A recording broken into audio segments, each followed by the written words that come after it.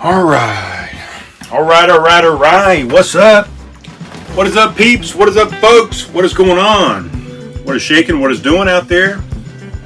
Welcome to Podcast Land.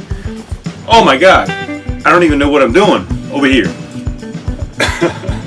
I don't have my iPad set up.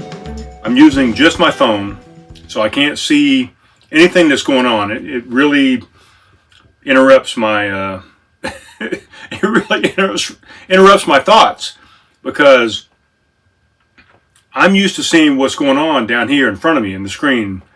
I can direct it, I can shoot it, I can see it, I can understand what's going on. Right now, all I have is this camera right in front of me. I got 3 different lenses pointed back at me. I have no idea what I look like. I have no idea what the lighting looks like. I have no idea what the framing is. But I just felt like I wanted to do a show tonight, you know. And my iPad is in the house, my parents' house. I'm out here in my trailer, my house, as a matter of fact. So, a couple of things. One thing is I don't have the computer right here, the iPad right here, so my voice is not going into the iPad. The lavalier mics that I have, the last time I used them was for the presentation I did at Coast Coffee Roasters. They are still in the bag in the room in my parents' house. So I don't have the lavalier mics, so I'm trying to talk a little bit louder to make sure I get project my voice into this phone, into the microphone, and make sure I get a good audio going on for this podcast. So that's it. Merry Christmas, by the way. Today is December 25th of the 2021 year, and it is Christmas Day, by the way. Just got back. I've been out, spent most of the day at my parents' house, just kind of hanging out, ate some food, cooked some eggs and sausage first thing this morning, had some coffee, keto coffee, by the way, had some grass-fed butter in there, ghee, actually, and some MCT oil, some Himalayan sea salt. Had that, had the eggs and the sausage. I had some bone broth, chicken bone broth with some mushrooms in it. Kettle on Fire, by the way, is the brand that I use most often. What else did I have? I had some pecans and some macadamia nuts as well. Just trying to keep it healthy, trying to put some healthy stuff in there, not eat too many poorly processed things. I figured I would try and do a show. I may or may not keep it. If you don't know, you don't know. As I always say, if I didn't keep it, you wouldn't fucking even know that I didn't keep it. So it's funny that, I can put it out there and say, well, I did a show. You may or may not know if I did a show or not. And you're thinking to yourself, whoa, wait, did he do a show? I'm actually watching the show, so I guess he did do a show. But in your own mind, you're thinking to yourself, if I wasn't watching the show, I didn't see it, I wouldn't know, and I don't even fucking know that he didn't do this goddamn show. Oh, it's a total mindfuck, right? If you don't know what you don't know, think about that. Imagine that. I just coughed up a little bit of the Parm crisps that I was eating earlier, right before the podcast. I just kind of regurgitated a little bit of that into my throat. It kind of choked me up for a second there. So, what is going on, peeps? My plan is, after I get done with this podcast, is to go in and listen to the Unsung, the Day of the Unsung. No. Unsung Hero. What the fuck is this thing? It's the the songs of the Unsung, I think is what it's called. So I'm supposed to go in There've been 3 episodes so far. There was Mike Friend, Ben Somewhere, Noah Grove, and this next episode is supposed to be Mr. Dan, Mr. Daniel, Mr. Americana, Riley, and I haven't listened to it yet. I'm sure it's going to be fantastic. It seems to me over the past couple of years or so, since I've known Dan, we talked to Dan way early in the podcast, episode fucking single digits, I think. And I've known Dan for quite a while. Great dude. And what was I saying? I feel like in the past couple of years or so, he's gotten a little deeper into his life, into his upbringing, what have you. So I can't wait to listen to this podcast. I think it's going to be even more in depth than and deeper and on a different level than what I know Dan Riley to be so far. So I'm looking forward to it. I'm sure it's going to be fantastic. He's going to play a song or two, I think, at the end. I think, there's something they do in every episode of this thing, which is, if I'm being honest, kind of reminiscent of, of what we did here on Craft Conversations. But I appreciate the genre. I appreciate the music. I appreciate the if it is an homage to something that I've done that we did here on the podcast, then I appreciate that as well. Who knows? Probably not. I'm just fucking making all this up and just having fun with these guys. But yeah. So what was I really going to talk about? I mean, that was one of the things, really. The songs in Unsung. I want you guys, not want you to guys. I want you guys to go, you girls, people, folks, to go to Songs of the Unsung. You can do the website. You can go to the Instagram site. You can go to the Facebook site. You can go to YouTube. You can type Songs of the Unsung into any of these platforms, and you're going to pull up the first 3 episodes that of the podcast with, like I said, Mike Friend, Ben Somewhere, No Grove. You can look up and play one of their tunes from the Free House extravaganza that they had back on the 12th of December, I think it was. There's going to be another one coming up in January. I'll keep you posted on that with 3 new artists. I think it's going to be Scotty Oliver, Dan Riley, and I apologize. I don't have any means to look up anything right now. I can't remember what the third artist is going to be for the next showcase there at Free House Brewery, but you go look it up. Just go look it up, Songs of the Unsung. There's a website out there for that. Look it up. You don't need me. I'm just here to enhance the experience, to upgrade it, to take it to the next level, to add to it, those type things. So, yeah, go to the website, okay, guys? Yeah, so Leia is a service dog now. There's really not much out there on service dogs. I mean, you need to have a disability. You need to have something that the dog services or what have you. But there's nothing out there that says that the dog needs to be officially certified, a piece of paper, a class, money involved, changing hands type things to get a dog certified. The dog can be certified and trained by its owner. So there's not a lot of rules out there. I bought a vest, and I believe that I've trained Leia to service me in some ways and to be a dog. And, I bought her a vest, and there's a couple places that I want her to be able to go with me. She's able to go most places with me. Places that I enjoy that I want to go to normally have some sort of outdoor area or porch or backyard or what have you that allows dogs. There are a few, maybe more places that require them to be service dogs. So I figured out a way to make her a service dog. I think she really is a service dog. I believe that.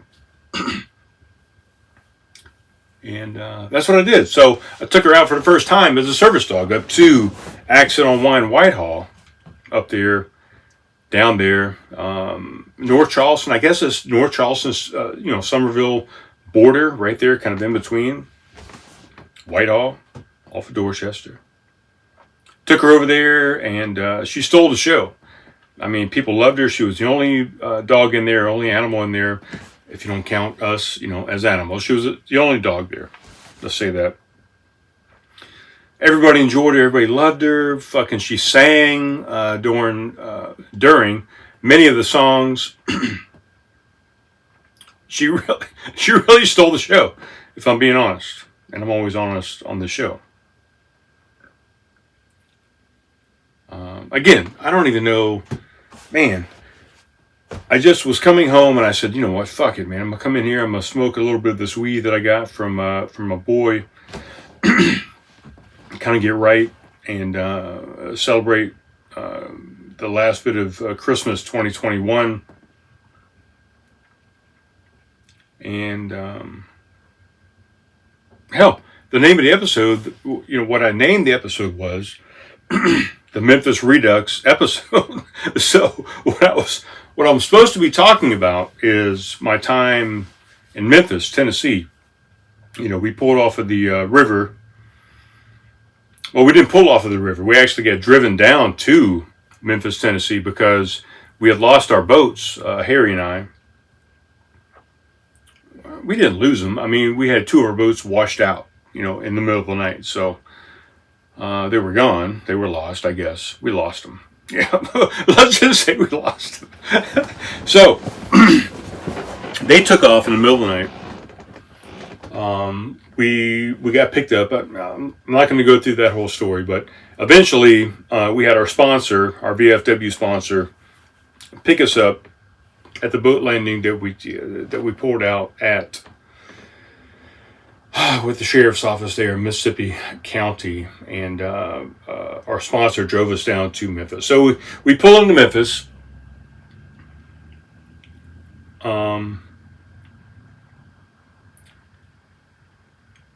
He had two of our boats. One boat was still missing, so two of our boats. He took them down to the marina there, the mud something marina, tied them out. Took us to the Comfort Inn there in Memphis, pretty much beachfront or riverfront. A couple blocks off of the river. If you go a few blocks up and a few blocks over, you hit Beale Street there in Memphis. So we pulled in. It's I want to say it's a Friday. Not positive on the day, but we pull in. The VFW guy pulls us up into the hotel. We check in. We pull back out. We go to Walmart and do some resupply and get some things and stuff like that. Man, we come back to the hotel. Eric and Harry say, you know what, we're going to hang out here. We're going back to our room, whatever. So they go to the room. I say, fuck it. I'm going to walk down to Beale Street. And I'm going to party like it's 1999 or whatever. So I take off. I really have no idea where I'm going. I pull up my phone. I pull up a little GPS thing. I'm walking down the street. I get a phone call from my buddy Gordon Peters, and I think Mr. Dennis Essenbacher was there too on the phone. So I'm talking to those guys. I'm walking down the street. I've totally lost control of my situation, of my navigation. I'm talking to those guys. I'm going up and down streets. And we had heard, before we even got there, from a couple of people that said, be careful walking around Memphis, because there's definitely some streets you don't want to go down, some side tunnels, some what the fuck is the word for? Some alleyways, whatever, that you don't want to go down. So be careful. Well, I took off from the hotel. I got sidetracked, got on the phone call. I'm going down all these streets that are definitely giving me red flags going back and forth. But I'm on the phone talking to Gordon, just telling him, about the whole journey and the river trip and just talking up a whole bunch of different things. I'm going down all these places that I really should not be going down. And luckily, I think, because I was kind of engaged in this phone call and I was kind of, looking like I wasn't scared, like I wasn't like, ooh, what's going on here? What road am I on? Should I be here? I felt like, I seemed like, from a other person's perspective, that it looked like I knew I was supposed to be there, that I was in charge, that I was, kind of uppity, whatever. So I feel like that's why I didn't get fucked with, because I was definitely in some goddamn spaces that I should not have been in. But I was aware the entire time, and even though I was on the phone with Gordon and Dennis and talking about whatever bullshit was going on at the time, I can't remember what day that goddamn was. We were about 600 miles from the finish of the Source to Sea trip. And god damn, what am I even saying? So I just felt really confident. I mean, I didn't feel threatened at all. I mean, there was a bunch of stuff going on either side of the road that probably could have been problematic if I really had thought about it, but I just was in the zone, just kept going, and nobody fucked with me. So what am I saying? I got out to Beale Street. I went to this brewery there. I can't remember for the life of me the name of the brewery, but they had an outdoor area in the back. They were doing some blues. Of course, the entire fucking Beale Street is nothing but blues. And these people were fantastic. I had a flight of beer, pretty much every beer they had on tap. I think it was like fucking goddamn 10 different tasters of beer. Drank that. I walked down the street. I was looking for something to eat. I walked in to the front of a couple of different places and said, hey, you serving any food? No, I'm not serving food. No, this guy might be serving food. Nope, nope, maybe this guy over here. I never did get any food. I ended up over a place called Rum Boogie. I went in there, no food. It's kind of a two-part joint. So you go in the first place, there's a little slim, long bar right there, little stage at the top. If you walk out a side door, you go into this other area, huge bar, walk on the other side of the bar, nice giant stage, and kind of a bigger venue over there. So I was at the first part of Rum Boogie there, the small, slender, kind of secluded part. Had a beer there at the bar. Really good band, fantastic. Oh my God, this guy playing some amazing guitar, slide guitar, blues. Finish up a couple songs with those guys. The bartender tells me, hey, this side of the bar is closing down. If you want to go through this door, you can keep your tab open and go into this section. You can continue to enjoy your night. So I go over to the next section. I walk past the bar. So I order a beer while I'm at the bar. I walk past that, go sit down at the table. Giant fucking stage up here. I mean, there's a goddamn saxophonist over here. There's a fucking somebody here playing a goddamn trumpet or something. I don't know. There's a guy here playing a bass guitar. There's fucking somebody here with a rhythm guitar. There's a guy here that's the lead singer slash guitarist. There's a guy over here that's the fucking drummer. Guy over here playing a goddamn triangle. I mean, the fucking huge stage with tons of musicians. All of them up there playing, fucking just goddamn getting on it. I'm sitting at this table. I'm looking, straight like I'm looking at you at the fucking at goddamn stage up here. This girl comes up. She comes around, comes over here, kind of screams in my ear for a second. Comes around this side, sits down at the seat next to me at the table. She says, she leans into me. She says, hey, if a guy comes over here, real southern voice, Memphis, whatever. Hey, yo, if this guy comes over here and asks you who you are, you're my cousin, all right? You're my cousin. So I'm like, okay, what? I don't even know what you're saying. Actually, the first time she said that, I didn't hear her because my ears suck. They really do. They ring all the time. I have tinnitus. I have hearing loss. I really have a hard time hearing stuff. So I think actually the first time she said something, I had to lean into her and say, I can't hear what the fuck you're saying. Because the music's going up here. Big stage, 6, 7 fucking goddamn pieces of the band. So I leaned back into her and said, if this guy comes over to you, you're my cousin, okay? You're my cousin. I said, all right, okay, I'm your cousin. So we're sitting there.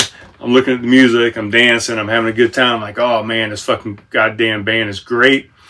This guy comes over and starts, comes over and he sits around in front of us. So the girl's just sitting here beside me. I'm sitting here at this chair. The guy comes around the front and starts talking to us. I'm like, hey, what's going on, man? Hey. And he starts talking to the girl. What are you doing? Why are you over here? Who's this dude? And she's like, this is my cousin. And he says, what's your cousin's name? And she looks at me and she says, what's your name? And I said, my name's Brian. And this guy says, you don't even know your fucking name's cousin. This ain't your goddamn cousin. Who the fuck is this guy? Who's this guy? So I'm like, oh my God. What is going on over here? This girl's got to be all involved in this kind of fucking sting thing going over here. So this guy doesn't know who I am. He thinks that she said I'm his cousin. I'm her cousin. I'm not her cousin. She don't even know my name, blah, blah, blah. So I'm thinking this guy's getting ready to fucking try and take a swing at me. He gets up. He walks over to the girl, starts talking to her and starts fucking with her and stuff. And then he ends up going outside. He goes outside to smoke a cigarette. She says she'll be right back. She walks outside and starts smoking a cigarette.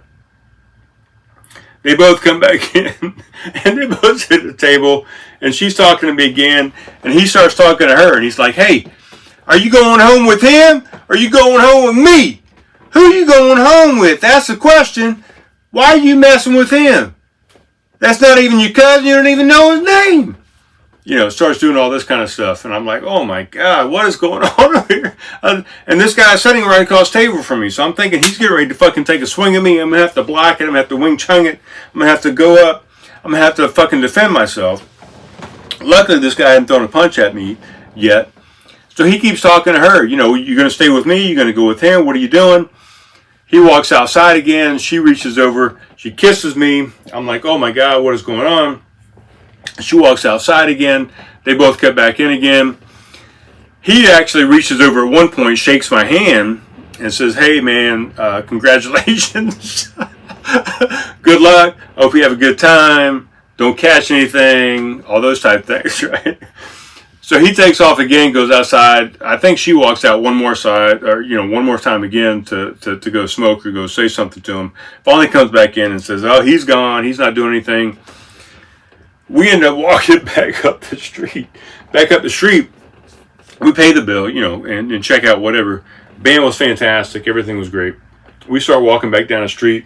We're walking hand in hand. We're walking like we're goddamn married or engaged, or at least about to, or at least the world's about to end or something. We're having a good time. Walking back down. We walk about 2 blocks down. Walk by all these horse and carriages, all these goddamn lights going on. It's Beale Street. If you haven't been there in Memphis, get there. It's a party. It's like Mardi Gras every single day of the week on Beale Street there. So we walk a couple blocks down and over to the bus stop, and I guess, I don't know. It was just a good place to stop. So we're standing there at the bus stop. I'm leaned up against this little pillar on the bus stop area there. She comes up, kissing me, hands all up and down my shirt, all up, just kind of rubbing everything, rubbing my shoulders, rubbing chest, whatever. Hands down my pants eventually. I've got my hands up the back of her shirt. We're kissing, we're making out, we're having a good time here at the bus stop. Other people doing the same thing. I don't know. It's 2:30 in the goddamn morning, whatever time it is. Finally, she says, "Baby." No, maybe not with that raspy voice. But she says, "Baby, take me home." And I'm like, "Whoa." First off, I don't have a home here. But second off, I'm not taking you back to your home. I don't know what you got going on. I don't know if you and your little man there, your little boyfriend, whatever, were trying to set me up for something, but I'm definitely not taking you back to your house. I couldn't hear you. Sorry. I have no idea what's going on, but I don't feel comfortable with that. And she's like, no, I don't mean take me home. I mean, just take me wherever you want to take me, baby. So I'm like, oh, fuck. Okay, well, if we go, 2 more blocks up and we go 2 blocks over, we're going to be back at the hotel. So that's what we do. We go back to the hotel. Uneventful. I mean, eventful. Don't get me wrong. But I'm not going to go into any details on the rest of the night from there. So we go back to the hotel. Next morning, she checks out. We're staying an extra night there in the hotel. I wake up, I do my thing, I get back with Eric and Harry. I mean, you know what happened the night before. Don't make up your own fucking story right there, okay? I'm not going to kiss and tell. So the next day, we get up. Eric and I go over to the Bass Pro Shop. Harry's out doing some other stuff, trying to look for a boat to replace his boat. Eric and I go. We have a drink, get a little appetizer at the Bass Pro Shop. I finally leave Eric, and I go out to a brewery to start the day off at like noon that day. And I don't know, fucking 1 o'clock the next day. It's been 12, 13 hours since I started my day. I leave, I'm at Rum Boogie. I leave that place again. And this particular night, they ended up taking my debit card to hold the tab open. I forgot about it. And then I got so fucking obliterated at the bar, watching the band, the 7-8 piece band, whatever the fuck it was. I got so obliviated that I ended up leaving that night. I'm like, fuck, I'm goddamn fucked up. And I left without paying the bill. Didn't grab my card, obviously. I'm walking down Beale Street, and I'm trying to get back to the hotel. I'm like, God damn, I can't even remember how to get to the hotel. I mean, that's how fucked up I am. So I pull out my phone, boop, boop, boop. I type in my GPS, the hotel, the Comfort Inn there. So I got my phone in my right hand. I'm navigating. I'm going up and down these streets. I end up going down this, I hit the stoplight button, to change the walk guy. To go across street. I go across street. I go up over the curb, and my left foot doesn't quite clear the curb, and my toe kind of clips the curb. Bam! I go face forward. I've got this phone in my hand. Somehow, I don't break my phone. I go forward with both my palms. The phone slides on the concrete. Sorry, I'm having trouble hearing you. Hey, Siri, Sorry. Just relax, okay? So I throw the phone out onto the concrete, onto the sidewalk. I go forward, both palms down, scrape both my palms. I roll so I don't break my wrist. I kind of go palms down and then roll. Hit my shoulder. I got my left knee. I got my left ankle. And then I eventually hit my left temple right here as well. My left little cheekbone right there. Orbital bone on the outside of my eye. So I go down, so I get up. I took a big spill. Everything's great. Haven't broken anything. A little bloody, little, ego bruised or whatever. I pick up my phone. It's fine. Walk the rest of the way down to the hotel. Get there. I look at myself in the mirror. My palms are all bloody as fuck. I got bruised and scraped all over the left side of my body and what have you. And I get in the shower, I rinse off, I go to bed. It's probably 2:30 in the morning. Wake up about 7:30 the next morning, do the same thing. Take a shower, try and put some gel in my hair without stinging the fuck out of my goddamn scraped hands, and get out to the pickup in the front of the hotel at like 8:30 and get down to the marina at 9 and try and paddle now with this sore and bruised and scraped up and battered left side of the body, bruised palms on both of my hands trying to paddle on this paddle. And we've still got 600 miles to go. And oh, by the way, as I wrap this up, I caught COVID there in Memphis from my cousin, I guess, from my cousin. And paddled, the next 5 days or whatever with COVID.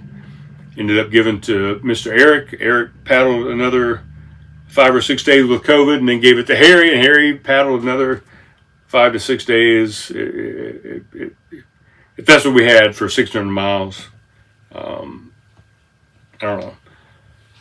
All three of us ended up paddling with COVID, from Memphis on. So my fault, my bad. I apologize. Luckily, everybody's alive. Nobody died. I don't know what happened to my cousin. I haven't talked to her. Hopefully she's okay. She made it through, but that's it. That's the Memphis Redux. And